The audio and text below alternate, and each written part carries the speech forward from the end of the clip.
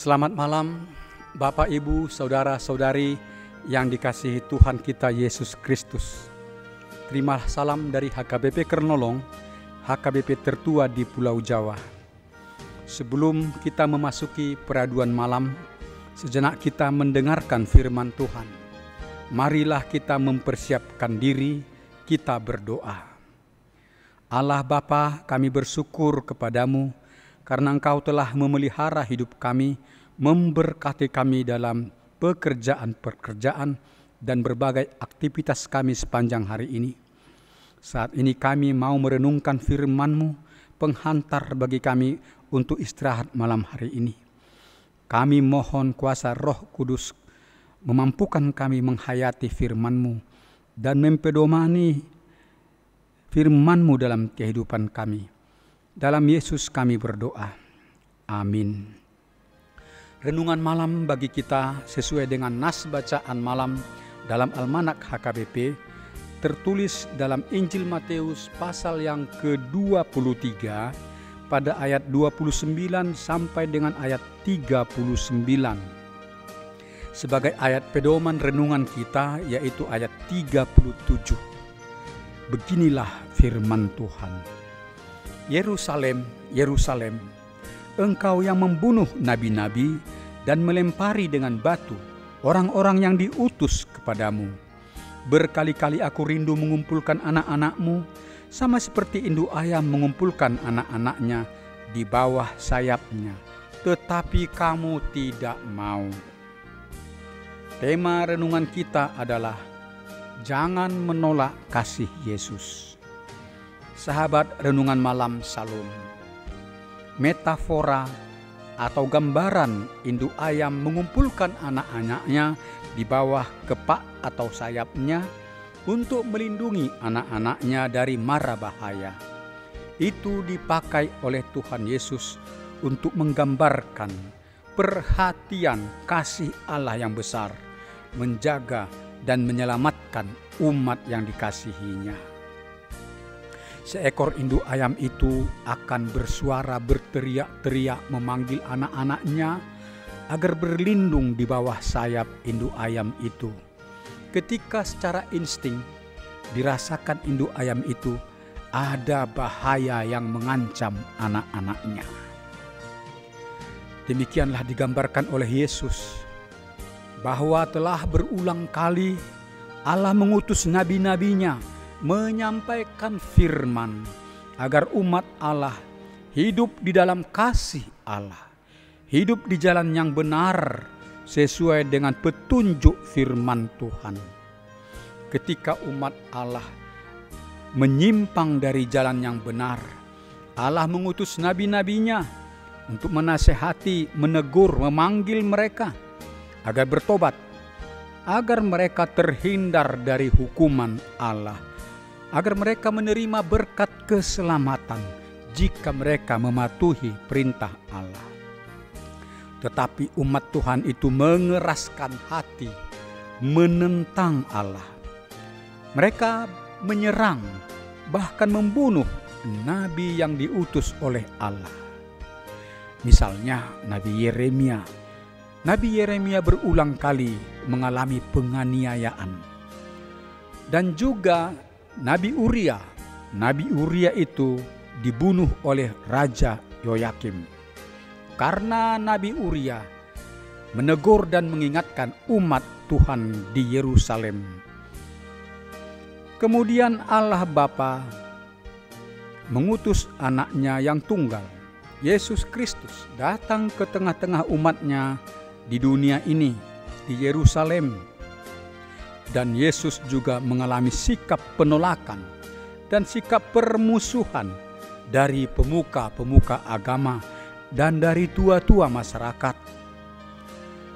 Nas renungan ini adalah firman ungkapan, keluhan atau ratapan Yesus terhadap sikap para pemimpin umat Yahudi yang berada di Yerusalem itu. Baik para pemimpin agama maupun tua-tua masyarakat Yahudi, karena mereka menolak kasih Allah di dalam kehadiran Yesus. Mereka tidak percaya kepada Yesus dan mereka bersikap memusuhi Yesus. Yesus menyatakan keluhan keprihatinannya, ratapannya. Mereka juga berusaha menghasut banyak orang agar jangan percaya, bahkan agar orang-orang memusuhi Yesus. Sahabat renungan malam Shalom, dalam Injil Lukas pasal yang ke-13 ayat yang ke-31 sebagai nas paralel dari nas renungan malam ini dikatakan dalam Injil Lukas. Saat itu Yesus berada di Yerusalem. Yesus menyampaikan pengajaran kepada orang banyak. Kemudian beberapa orang Farisi datang menjumpai Yesus dan menyuruh Yesus agar segera meninggalkan tempat itu. Upaya orang Farisi itu adalah gambaran penolakan mereka terhadap kehadiran Yesus dan penolakan terhadap pengajaran Yesus. Berulang kali pemuka-pemuka agama Yahudi menunjukkan sikap penolakan terhadap Yesus. Bahkan kita dapat membaca yang dicatat dalam Injil Yohanes pasal yang ke-10 ayat yang ke-31. Dikatakan, ketika Yesus mengajar di Serambi Salomo, pemuka-pemuka Yahudi itu mengambil batu untuk melempari Yesus. Selanjutnya Yesus mengatakan bahwa perbuatan penolakan berakibat hukuman dari Allah. Sahabat renungan malam Shalom, di awal pelayanan Yesus, dalam percakapan Yesus dengan Nikodemus, Yesus mengatakan, "Karena begitu besar kasih Allah akan dunia ini, sehingga Ia mengaruniakan anaknya yang tunggal, supaya setiap orang yang percaya kepadanya tidak binasa, melainkan beroleh hidup yang kekal." Yohanes 3 ayat yang ke-16. Orang yang percaya, yang menerima Yesus sebagai juru selamatnya, pastilah beroleh keselamatan. Tetapi yang tidak percaya, itu akan menerima hukuman. Renungan ini menegaskan ajakan kepada kita, agar kita tetap setia dan percaya kepada Yesus. Dialah juru selamat kita. Janganlah kita mau terpengaruh terhadap perkataan-perkataan orang yang menista dan menyangkal Yesus, yang menolak Yesus sang juru selamat. Semakin gencar upaya-upaya orang-orang yang menista kebenaran Injil, yang menyangkal Yesus juru selamat, haruslah kita semakin memperteguh iman kita kepada Yesus, agar iman kita tidak terombang-ambing oleh pengajaran yang menyesatkan itu. Dalam perumpamaan tentang pokok anggur yang benar, Yesus mengatakan dengan tegas kepada kita, "Tinggallah di dalam Aku dan Aku di dalam kamu." Injil Yohanes pasal yang ke-15 ayat yang ke-4. Yesus menginginkan agar kita membangun persekutuan kita yang teguh kepada Yesus Kristus, agar kita hidup di dalam firman-Nya dan di dalam kasih setia-Nya. Jika demikian besar kerinduan Yesus agar kita berada dalam naungan kasih-Nya, janganlah kita menolak kasih Yesus. Kita harus hidup di dalam tuntunan firman-Nya dan hidup di dalam naungan kasih-Nya. Itulah yang menjadi jaminan keselamatan bagi kita. Demikianlah renungan malam bagi kita. Marilah kita berdoa. Segala kemuliaan dan hormat puji syukur kepadamu Allah Bapa yang mengasihi kami. Tuhan telah memberikan firman bagi kami, pedoman hidup kami. Firman-Mu itu pelita bagi kaki kami dan terang bagi jalan kami. Materaikan itu di dalam hati kami. Berilah hikmat dan kuasa bagi kami menaati firman-Mu, agar kami membangun persekutuan kami yang teguh kepada Yesus Juru Selamat. Ya Allah Bapa, berkatilah jemaat-Mu yang sakit. Mereka tentu merindukan pertolongan Tuhan. Kami berdoa, ya Tuhan, kasihani mereka. Mereka yang dirawat di rumah sakit juga, yang menjalani masa pemulihan di rumah, untuk pertambahan kekuatan dan kesehatan bagi mereka.